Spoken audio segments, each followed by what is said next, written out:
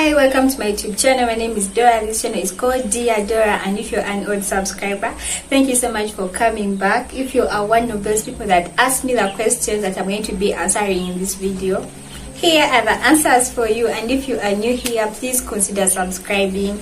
It is all good vibes over here, and let's go through this Q&A right away. So I received so many questions both on Instagram and on YouTube, and I'm just really glad you guys asked them because it has been a while since we connected. I was doing a lot of interviews, travel and everything, so there was that gap between us, and we always have to bridge it together. So these questions are about my personal life. Of course, there are questions about YouTube, there are questions about life after housemaid life in Saudi Arabia, and there's life about my future plans. And let's dive into these answers right away. Someone asked me, are you regretting coming back home, or was it a good decision? If you don't know, I stayed and worked as a housemaid in Saudi Arabia for 2 years. That is one contract, and I came back in Uganda at the beginning of this year. Number one, I do not regret at all. And I think because on my channel I showed a lot of positivity, I didn't want to come and cry on camera and everything, but it wasn't that good for me to stay here. And I think the main reason why I do not regret or think it was a wrong decision is because I achieved what took me there. Yeah, I got it. I wanted a house for my family and for me to have some money on me that can help me plan the future out, and I got that. So thank you so much for asking, but it wasn't a bad decision. Are you planning to go back to Saudi Arabia to work? And someone else asked me, are you going to travel again? There are so many questions framed like that, and this is the answer. Number one, I do not plan or intend to go back to Saudi Arabia or any other Arab country to work as a housemaid. Yeah. I was there, I know what is there, and if I had the opportunity to leave, we are not going to be doing Kadama life again. Do I want to travel again? Hell yes. Yeah, first of all, for my YouTube channel, I really want to cross borders. Yeah, I want to cross borders because I'm really enjoying travel. Number two, for myself, I love traveling and everything. And yes, for work, I will travel again for work in a better job. Yeah. This is not like a sacrifice that we just have to be housemates all the time. Yeah. So if I get a good job and it's out there, I will go out and work, but not housemaid life again. Can you explain how you coped up mentally with your previous job? Oh my goodness. Whew. First of all, I'll be honest, the first 6 months I was just adjusting to the food, adjusting to the work here, because I hadn't done any kind of housemaid work here in Uganda, so I didn't have any experience. So I was adjusting to the food, to the work, to the language, to the loneliness, and to that amount of money, like planning for it and making sure it is being used well. So I was focusing on that, and when things stabilized, when I started fitting in, that's when it became so hard for me. It felt lonely, there's exhaustion, like it became too much for me. And to be honest, the best way I coped up was starting a YouTube channel. I started my YouTube channel when I was already 1 year in Saudi Arabia, so when I had what to talk about. Yeah, so YouTube was like another world. I would escape, express my feelings, and people would understand and relate to me without so much judgment and everything. So it was YouTube. I don't know how else I would have coped up. Like, it was that hard. Yeah. Do you reflect on your previous job in Saudi Arabia in a positive way? Yes. And I think right now my favorite pictures are those pictures that I took while I was in Saudi Arabia. I still love and value them. Like, if I could go through that situation, if I could do that situation, baby girl, I'm ready for anything. Yeah. So I look at it in a positive way. It's always like Ebenezer, look how far the Lord has brought me. So I do not, anyway, if I'm to measure the negative things and the positive things outweigh the negatives I got out of there. So I look at it in a positive way. Besides YouTube, what is my other source of income? So I've tried to be a full-time YouTuber. I've tried. These 8 months I've been back here in Uganda, and that's like my main source. So guys, thank you so much for not skipping the ads. Thank you so much for watching up to the end. Thank you for watching my videos. You have really kept me up here. The other source that I have, I think I showed you guys, I'm doing kitchen rewiring in the old house that we left and moved to the new one. So we are waiting for December, the festival season, to see how much money I can get out of there.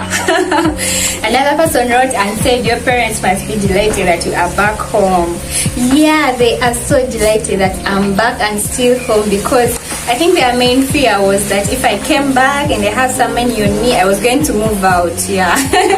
They were really scared that I'm going to move out, and my dad is just happy that I'm experiencing my hard work. You're looking at your hard work every single day. Like, he's just really happy. He has given me a tour of this house, I don't know how many times.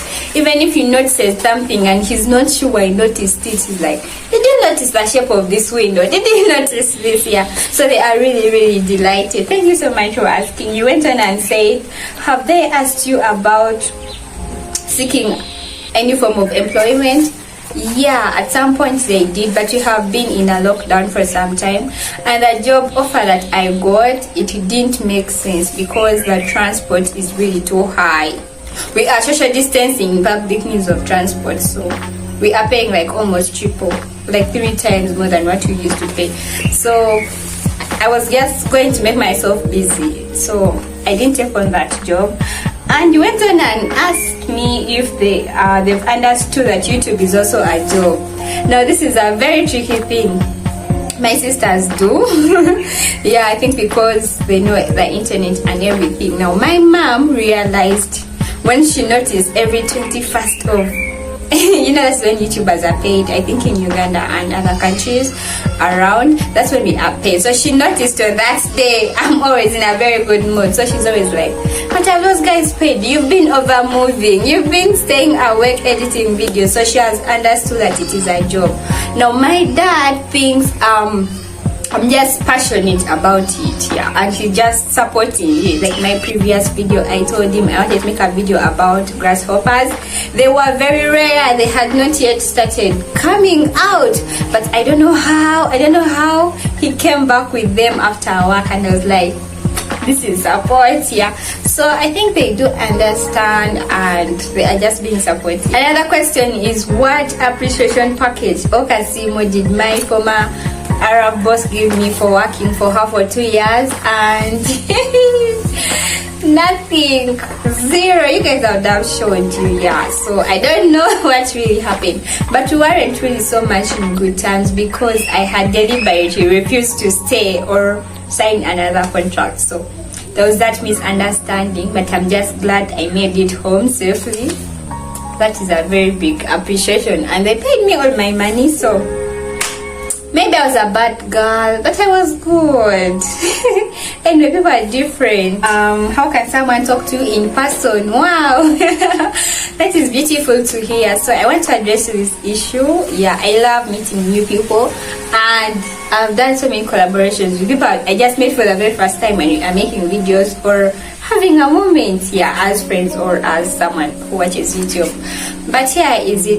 The reason I don't give out my WhatsApp number, because that is the easiest way for you to talk to me. But I'm always active on all my other social media and handles. Email address, Instagram and Messenger. I will reply within a day. I do really try. The main issue we keep our numbers private, number one, is because we risk for our channels to be stolen. You don't know who's asking, you don't know who's going to see it in the comment section. So I'm just protecting my channel from being stolen. Yeah, that is the only point why I don't just put my number out there. The advice I would give to housemates who are in Saudi Arabia or any other Arab country that want to come back to Uganda in this current situation. Now, if you don't know the situation, there's some political instability in the country, and of course we are also going through some economic instability because of the lockdown, yeah, and everything. So it is not that stable. That's what I can say. We've had bomb scares, we've had people being cut using pangas, we've had kidnappings, we've had fire outbreaks. Like, it is upside down.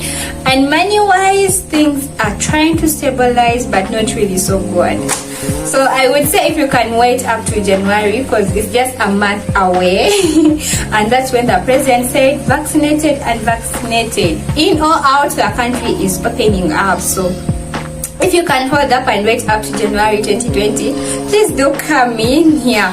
If you're coming in this festival season, just expect less partying, less everything. But I don't know, you can come protecting yourself with God and everything, because we are also here. I won't stop you from coming, yet we are here. But just know, have that in your mind, things are not that stable. We are waiting for January to see what the new year is bringing. Are you single or in a relationship? Why are you curious? Allow me skip this part. And someone says their sister is coming back from Saudi Arabia after 2 years. What is the best way to welcome her? First of all, congratulations to her. Oh my god, those 2 years, they are like forever. Yeah, but number one thing is going to be a long flight. Yeah, it's going to be a very long flight. So you guys prepare a very nice bed for her. And I'm sure these last 3 days she's not sleeping. So prepare a comfortable bed for her. Number two, if you try to do like a small party or anything like that welcoming her, please keep it around the people you trust. Yeah, I know, just keep it around the people you trust, people she's comfortable with. Yeah, just do that for her. And another thing, in Uganda, I have a habit of, you know, when someone has come from anything major, we cook for them chicken to celebrate and everything. She's not craving chicken right now. In Saudi Arabia, I think she's been eating chicken every single day. So go for local dishes. You can make for her groundnuts, beans. Yeah, those things are going to just give her that energy, and her appetite is going to just go up. Yeah.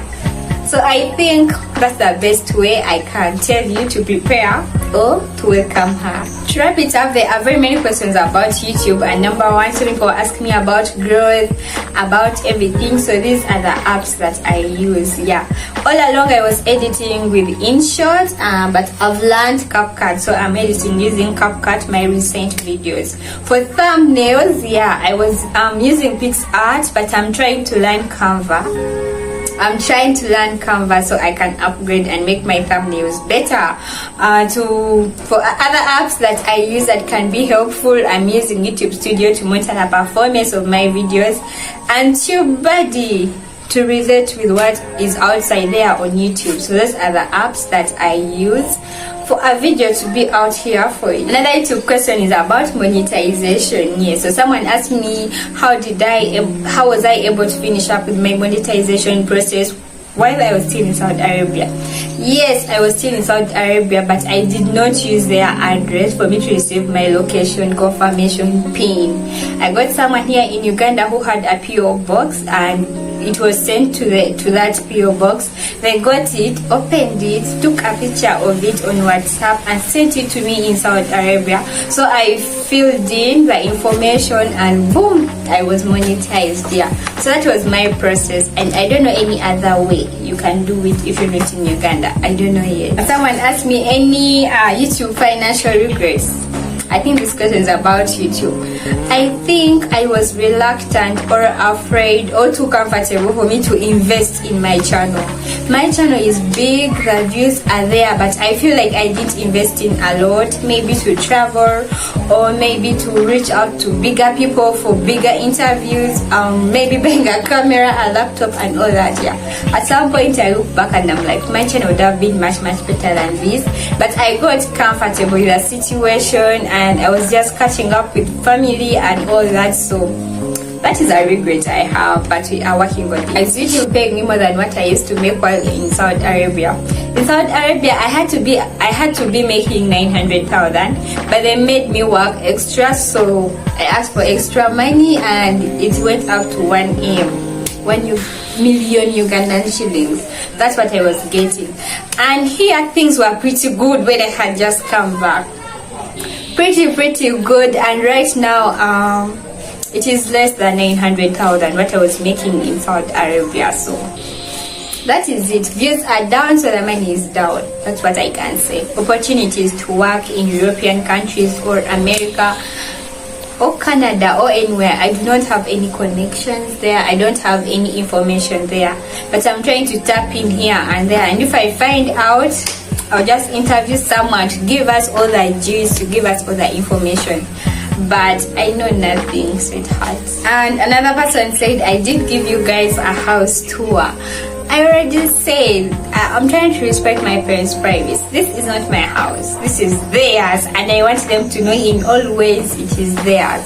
But let me try to give you a few